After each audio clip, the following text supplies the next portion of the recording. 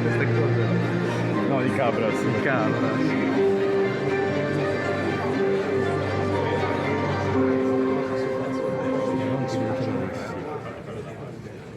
Matteo Salvini, Vice Premier e Ministro delle Infrastrutture e dei Trasporti.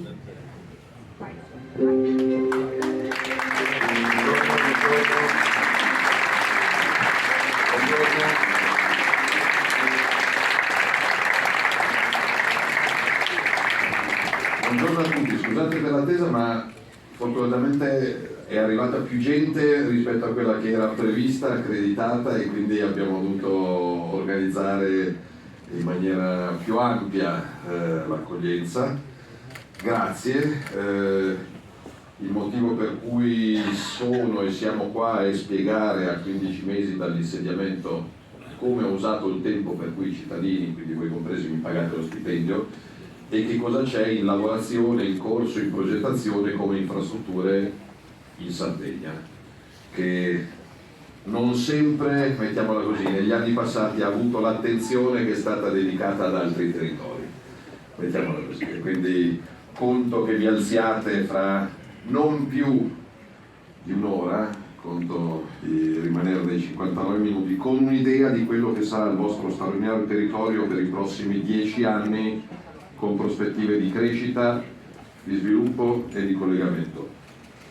Prima di partire con le slide, strade, autostrade, porti, aeroporti, ferrovie, però un minuto di raccoglimento non solo per un grande sportivo che ci ha lasciato e ovviamente più che il campione Cagliari e tutta la Sardegna stanno ricordando l'uomo, e quindi oltre al minuto di preghiera per Gigi Riva aggiungo però, magari non sarà sui telegiornali nazionali, però proprio stamattina è morto un operaio di un'azienda privata che lavorava sul portocanale della mia età, di 50 anni, Raffaele Massa. Quindi, visto che stiamo parlando di lavoro, di infrastrutture, di sviluppo, di futuro, la sicurezza sul lavoro deve essere assolutamente centrale per il pubblico e anche per il privato. Ovviamente stiamo parlando di una situazione privata, però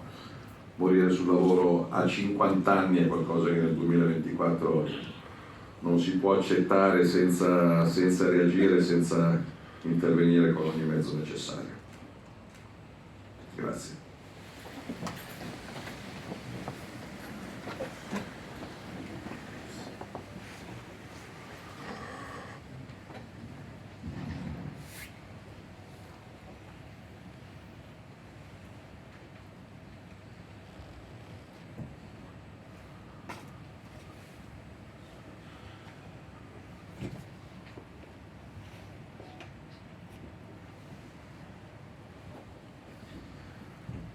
Grazie.